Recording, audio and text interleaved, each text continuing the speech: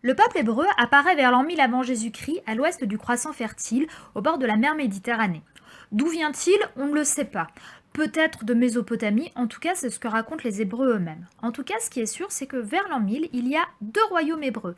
Le royaume d'Israël qui a comme capitale Samarie et le royaume de Juda qui a comme capitale Jérusalem. Les Hébreux sont alors un peuple, comme les autres, polythéiste, mais qui est peu puissant et qui surtout est entouré de voisins très dangereux. Et les ennuis vont vite commencer, car l'histoire du peuple hébreu n'est pas un long fleuve tranquille, loin de là. Au 8e siècle avant Jésus-Christ, les Assyriens attaquent les royaumes hébreux.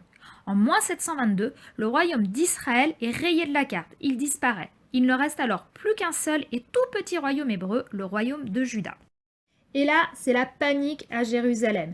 Les Hébreux sont pris d'angoisse, ils risquent de disparaître à tout jamais, envahis et assimilés par leurs puissants voisins. Alors, au 7e siècle avant Jésus-Christ, le roi Josias va opérer une petite révolution culturelle dans le royaume de Juda. Pour ne pas perdre leur identité, les Judéens vont se mettre à écrire leur histoire, déjà, et surtout vont chercher à développer leurs particularités pour ne pas disparaître et pour pouvoir s'identifier et se reconnaître. Josias supprime et interdit le culte à tous les autres dieux étrangers, comme par exemple le dieu Baal, qui est un dieu très important pour les Assyriens et puis pour tous les voisins des Hébreux. Désormais, dans le royaume de Juda, seul le dieu Yahvé peut être honoré.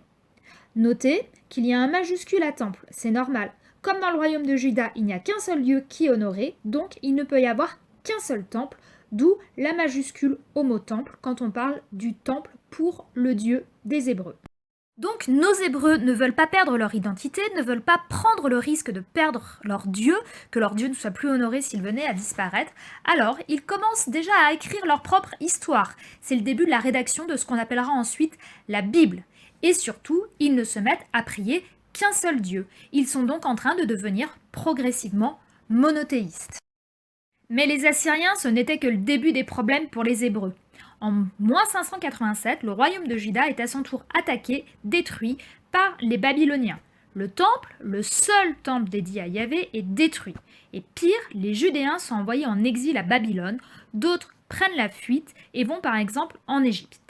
C'est donc la cata. Ça aurait pu être la fin des Hébreux. Ils auraient été comme d'autres peuples avant et même après eux, assimilés par l'envahisseur. Oui, mais, car comme on l'a vu, ça fait plus de 100 ans qu'ils se sont préparés à ça. Ils continuent leur processus d'affirmation. Et en exil, les Hébreux continuent d'écrire la Bible et affirment leur spécificité religieuse.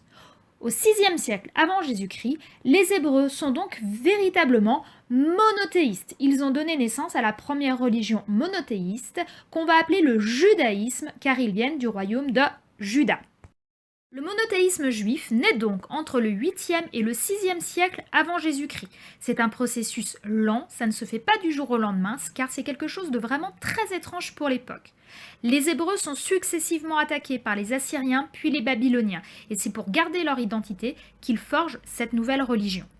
Et comme par la suite ils sont encore et toujours attaqués par les Perses, puis les Grecs, c'est Alexandre le Grand qui passe par là, puis par les Romains, cette volonté de se différencier des autres peuples pour subsister va se trouver encore renforcée.